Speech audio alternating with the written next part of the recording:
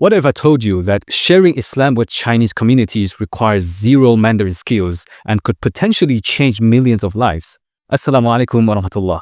Today I want to talk about something really important, a subject that a lot of you have been asking me again and again. Many Muslims around the world are close to Chinese people or live in Chinese communities. And oftentimes, they are the only Muslim in that environment, which sparks a lot of curiosity among the Chinese. So naturally, they want to share Islam with them.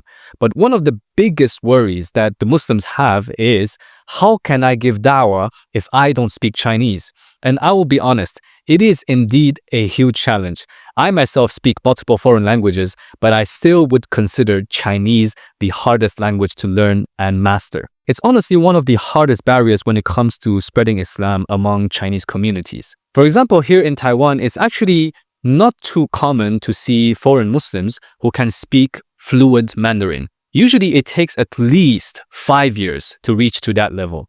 And by the time they finally get fluent, many will return to their home countries. So in the end, the number of Muslims who stay long-term and speak fluent Chinese becomes very, very small. But here's the message I want to emphasize today.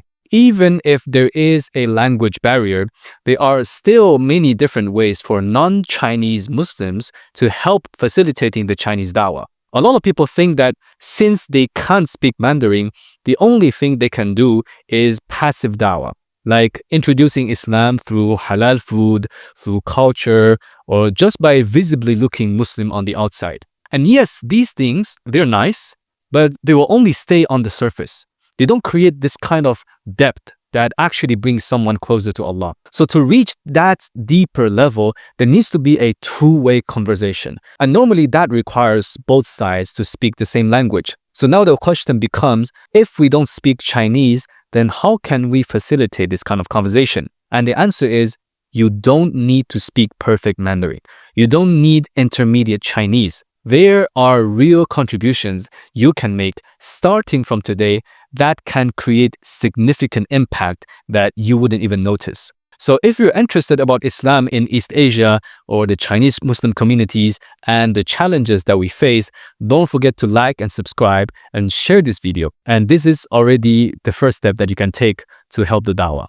Now, before we dive deeper into the core issue, I want to spend a moment talking about the context. Because the Chinese diaspora is actually a very unique population. You can find Chinese communities almost everywhere around the world. They're literally everywhere. Some of them have been living abroad for many generations, yet they still manage to keep their language and their culture and their identity. And when we look at China itself, yes, 1.4 billion people sounds like an incredible opportunity for da'wah. It looks like a huge market. But in reality, if we want to be effective, we should focus on the low-hanging fruits first. We should look at what is realistically achievable and easier for us to approach. What I mean is that we shouldn't ignore the millions of Chinese who already live outside of the mainland. For most Muslims, this group of people are much easier to reach than the mainland Chinese, whether physically or through the internet. And on top of that, there are also many mainland Chinese who constantly travel or study or work abroad. And usually when they're outside of their comfort zone, they naturally become more open to different ideas and different cultures and different perspectives. So rather than trying so hard to reach the mainland Chinese directly, you could indirectly influence them through the Chinese who live abroad. Remember, the da'wah is not necessarily to make people become Muslims. That's not our goal. Our mission is to make sure that the true message of Islam has been delivered. And whether they accept or not is in the hands of Allah. And even if they don't accept, as long as you have made someone understand more about Islam, or you have removed some of their doubts or misunderstandings, then you have already made a significant contribution and impact to the da'wah. Because once they have the correct knowledge, even without being a Muslim, they are still able to carry the message to a wider audience that maybe you are not able to reach because of language and culture. So once we properly understand this context, then we can start identifying the real challenges in front of us. Now let's look at the obstacles in the Chinese da'wah. what exactly are the factors that's blocking us or making it hard to deliver the message of Islam to the Chinese audience? I would say we can summarize these factors into two broader categories: the external and the internal factors. Internal meaning the issues coming from within the Chinese Muslim community, external meaning the ones that are outside of our control. The reason why I want to classify in this way is because a lot of us may put the blame completely to the external factors, while in reality there are indeed many issues within our own communities that's actually causing the dawah to be slow. So we really need to realize that it's not just because of one single factor, but rather many different factors from in and out. When it comes to the external factors, the most significant one, obviously, is the government and legal restrictions in mainland China. There's no such thing as dawah organizations in China. Pretty much all the masajid are under government control. The imams, they need to be vetted and approved by the government authorities, which means that even if you had a degree from an Islamic university abroad, you cannot easily become a local imam unless you have been approved by the government. So in other words, the ability to preach about Islam lies on the hands of the government. So just a very simple reality check. In countries where there are many Muslims, it's very common to see Islamic conferences or dawah conferences where you would invite Muslim scholars and Muslim speakers from different places, different countries, and they gather publicly in one place to give lectures and make some discussions. You wouldn't see anything like this in China, nor would you see delegations coming directly from China to conferences held abroad. For example, the conferences in Malaysia or Indonesia or in Thailand. I have personally attended multiple Islamic conferences in Asia, and China is always the missing country. So when there's minimal communication with the outside world and the ability to preach is very limited, this leads to the second issue, which is that there is very limited access to authentic Islamic knowledge. Islamic speakers that preach Islam in Chinese are extremely rare in the social media space. The knowledge I'm talking about is not the surface level of just the Arabic language or reading the Quran, but knowledge related to the Aqidah and from a religious perspective. Because you'll be able to find academic resources from political scientists and historians and academic researchers, but you and I know very well that these are completely different fields, and you wouldn't and you shouldn't learn about the core of Islam from a historian or a philosopher. So basically, you're not allowed to put out contents related to Islam from a religious point of view onto the public internet space in mainland China. You can try searching on platforms like Rednote, Xiaohongshu, or the Chinese version of TikTok, Douyin, or Bilibili. Even if you were to find some Islamic contents made by Muslims, the algorithm doesn't push it that much, and the views are usually very, very low. And this is the reason why the most common method for Chinese Muslims in mainland China to spread knowledge among themselves is to use WeChat, because it's more private and more difficult to trace. And this is where they would share voice recordings from the lectures of some of the scholars, whether within China or outside of China. And they would even learn about tajweed by sending their own voice messages and get corrected by the ustad in the groups and so on. So this is basically the standard space for Muslims in China to seek authentic Islamic knowledge. And by the way, WeChat is not like WhatsApp. It's not just a chatting app, but it's a super app, meaning it's like multiple apps all condensed inside one single app. So you would not only chat on WeChat, you would also pay using WeChat. You can call for taxi, you can order food, and it also has its own social media within itself that's similar to Instagram, where you can watch video contents. And some people have been reposting my contents on WeChat, and I hope that it actually can last for a long time, because it's also very possible that it gets taken down very soon. And sadly, this issue of lack of Islamic knowledge in the internet space is not just an external problem, because you'll notice that even outside of mainland China, where there are no restrictions to these social media platforms, like Google, like YouTube, like Instagram, TikTok, it's still hard to find Islamic speakers preaching in Chinese. And this is more of an internal problem, because despite having the freedom, we don't see enough effort being made to make learning Islam in Chinese accessible to the common people. We'll talk about this more when we get to the internal problems. And the third external factor is that the practice of Islam is being treated both by the government and the people as cultural practices that's being passed down from ancestors. What I mean is this thing. Try to imagine the 5 pillars of Islam: saying the Shahada,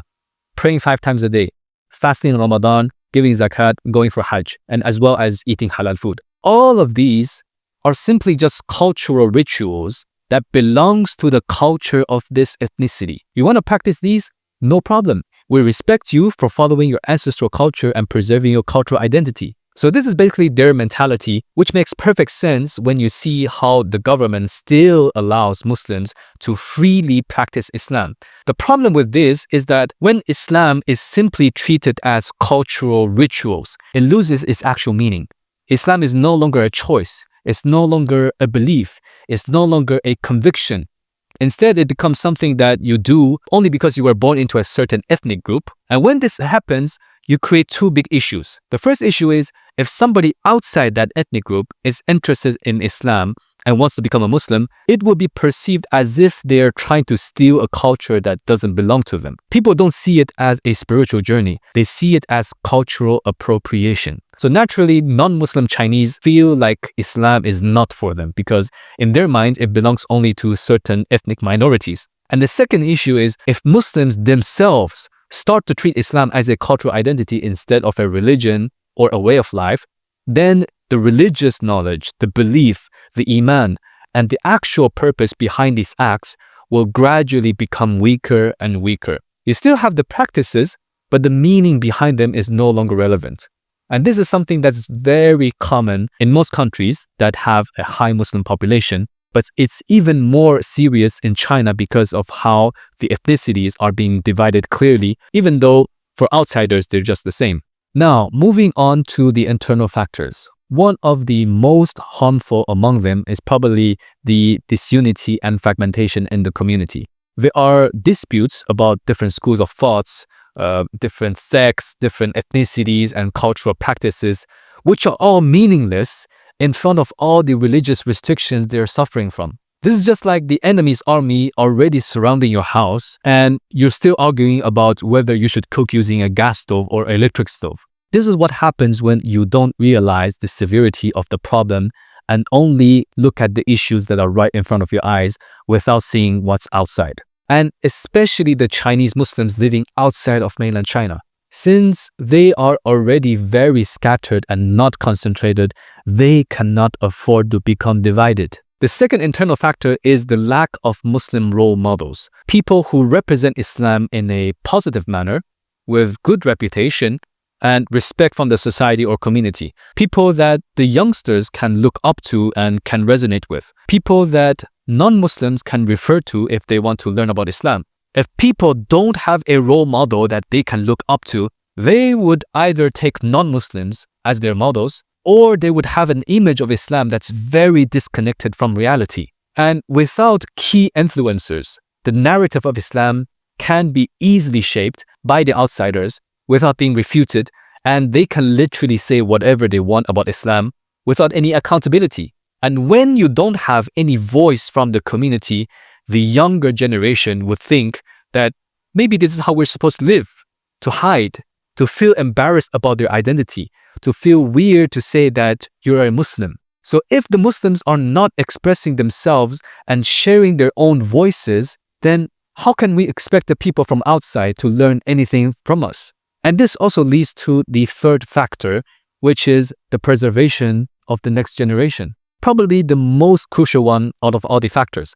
Preserving the next generation through marriage between righteous Muslims and through educating the younger Muslims. Because if any of this is missing, we better not expect that a better generation after us would flourish. The impact of this is more visible among the Chinese Muslims outside of mainland China. For example, in Taiwan, there were many Muslims who simply married with non-Muslims. And as a result, all of their descendants are disconnected from Islam. An entire generation just disappeared just because they have neglected the importance of building a marital relationship based on Islamic principles, and also neglected the importance of providing proper Islamic education to their children and failed to help them realize the relevance of Islam in our lives. And this was one of the main reasons I have built AzwajaMatch. It's an online Muslim matchmaking platform based in East and Southeast Asia to revive the values of marriage in Islam and build Muslim families that adhere to Islamic principles from the very start. What AzwajaMatch is different than most platforms out there is that it's only for Muslims who are serious about getting married and want to keep the entire process within the boundaries of Islam.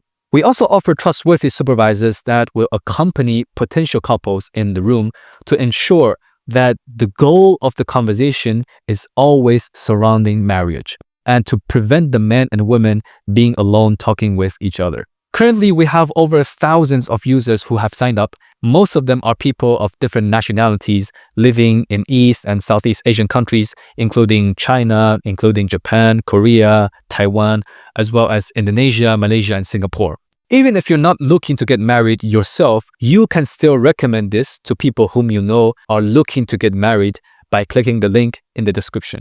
This is also one of the most effective ways you could help to build the foundation for the next generation of our Ummah. So set your intentions upright and help us contribute to this mission. Now, we spent a lot of time talking about the challenges that we're facing. Then what exactly can we do as Muslims to tackle against these situations? I will say it upfront. If you know how to speak Chinese and you are familiar with the Chinese culture, this is of course the most ideal situation. And this is how you can have the maximum level of influence too. Because as Allah subhanahu wa ta'ala says in Surah Ibrahim, وَمَا أَرْسَلْنَا مِن رَسُولٍ إِلَّا بِلِسَانِ قَوْمِهِ لِيُبَيِّنَ لَهُمْ. We have not sent a messenger except in the language of his people to clarify the message for them. The message is always best understood if it's in the same language and also coming from someone whom you have a lot of commonalities so that they may resonate with the message. If you do speak Chinese, there's a big leverage for you, but also a bigger responsibility for you. But for those who do not speak Chinese, this video was made for you in the first place. So I want to tell you that there are still many things that you can help to contribute to the Chinese da'wah without knowing how to speak Chinese. And this will also depend on what advantages you have. For example, you're good in tech, you're good in design, you're familiar with the Chinese culture, you have a good network. Put all of them to the table and see which skills would be useful. Now, regarding the external factors that we mentioned, there's obviously a lot of obstacles when it comes to the transmission of information among the Chinese Muslims. The advantage that you have that the Chinese Muslims don't is that you don't have to worry about the Chinese government targeting on you.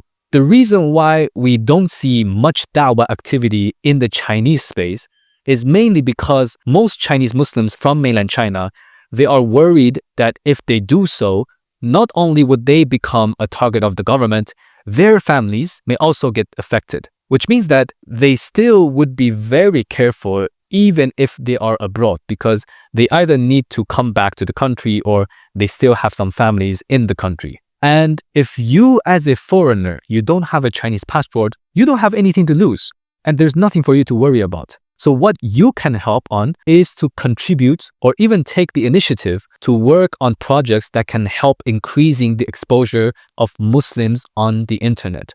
Have a list of resources that you think would be useful for non-Muslims to know about Islam, not necessarily lectures, but even conversations with non-Muslims or even videos made by non-Muslims that talk positively about Islam. And once you have the list, then you can try working on the translation. And honestly, it would have been very hard a few years back, but now is the perfect time because you can simply use AI to help you with that. And yes, AI may not have the most perfect and accurate translations, but if you give the right prompt and tell it to use a modern and natural tone that Chinese youngsters nowadays can understand, they can actually give very good results. So try making these types of contents more common on the internet because it's still not so easy to find. Now, where should you upload these contents? My humble suggestion is that you put them onto the social media platforms that you can reach to, such as YouTube, Instagram, TikTok, and so on, because it's easier for you and you have lesser risk of getting your accounts shadow banned or suspended. If there's anybody who's willing to share on the Chinese platforms, then they can simply download and re-upload them there. If the account gets banned, at least you still have the original videos outside of these platforms. And realize that The views on YouTube and Instagram and TikTok, they may be very low, but there could be people who re-upload them onto WeChat groups and they get shared and watched by hundreds and thousands of people, which you wouldn't even realize. And that's what happened to me when I put my videos online. I actually didn't even notice that they got super popular in China because there's only about a few hundred views on YouTube. So don't underestimate your influence in these Western social media. Next, when it comes to Chinese Muslim figures, there are many knowledgeable scholars and teachers that live in and outside of China, but most of them are not well known to others or to the outside world. It could be because they do so intentionally, or it could be also because there's no one around them who have the abilities to help them spread their knowledge. Doesn't matter what the case is. If you know how to edit simple videos or create simple graphics, you may possibly turn their lectures, their books, their commentaries, and convert them into a format that's more appealing to the youth, such as short-form videos without showing their faces, such as carousels with their quotes, such as online articles without their names. Whatever format it is, help expanding their influence to a wider audience. I'll give you a more practical example on this. So for example, PDF files, MP3 voice files, physical books. These are raw information that unless people already have a certain level of interest about Islam, they wouldn't access any of these resources because, let's be honest, they'll just find them boring. So you need to break them down into smaller pieces and make it easy for the common people to digest this information so that you could spike their interest to learn more. So this totally depends on your own skills, whether you're good with technology or you personally have the network to connect people to do this all together. What you can do is not to create original contents yourself, but rather take the resources that already exist and package them in a way that's more appealing to the wider audience. The skills involved in this process doesn't really require knowing the Chinese language, even though it's definitely a nice to have. As for those who do speak Chinese and create original contents in Chinese, like myself, what you can do to support is to simply keep the engagement high by liking, by commenting, and by sharing with those whom you think might be interested.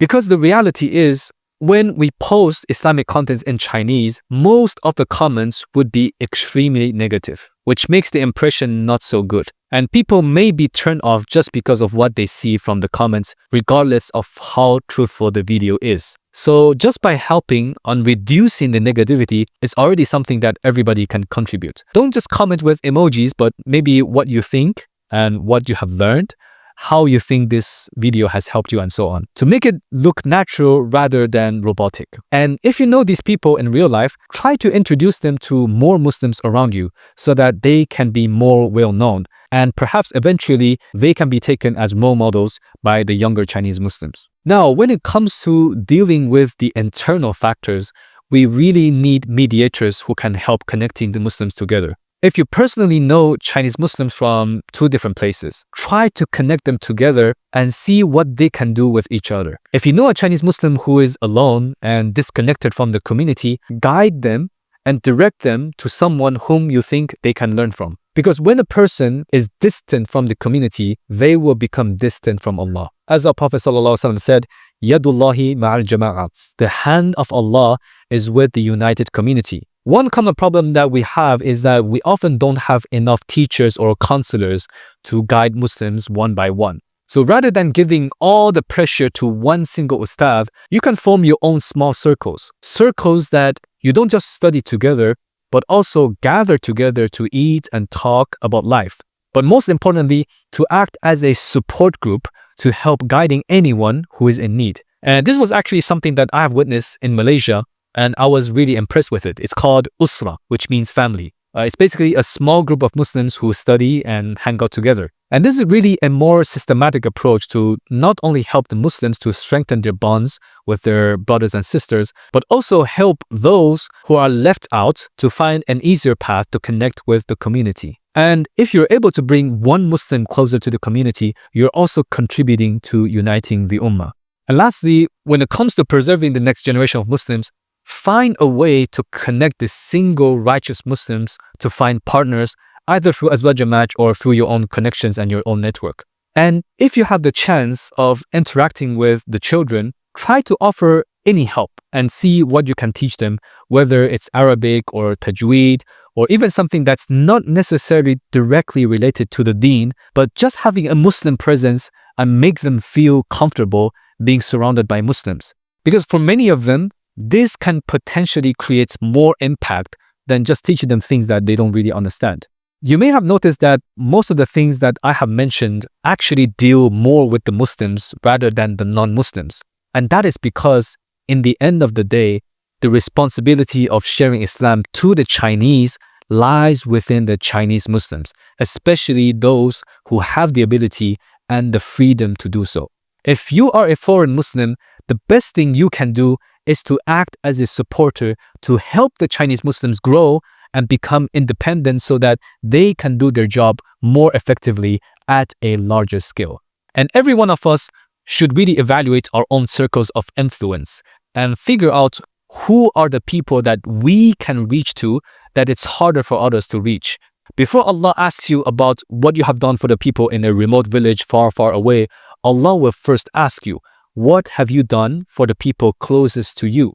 Have you fulfilled your duties toward them? So if you really want to contribute to the Ummah, it's always more realistic and more effective to help those who are closer to you and using the advantages and skills that you have to create the maximum impact. What I have focused on in this video is the Chinese, but the same principles can be applied to other places and other cultures that are facing similar challenges. And that is why I would also say maybe it's better for you to not involve yourself into the Chinese da'wah unless you have some connection to the Chinese, or you can speak some Chinese, or you live around Chinese.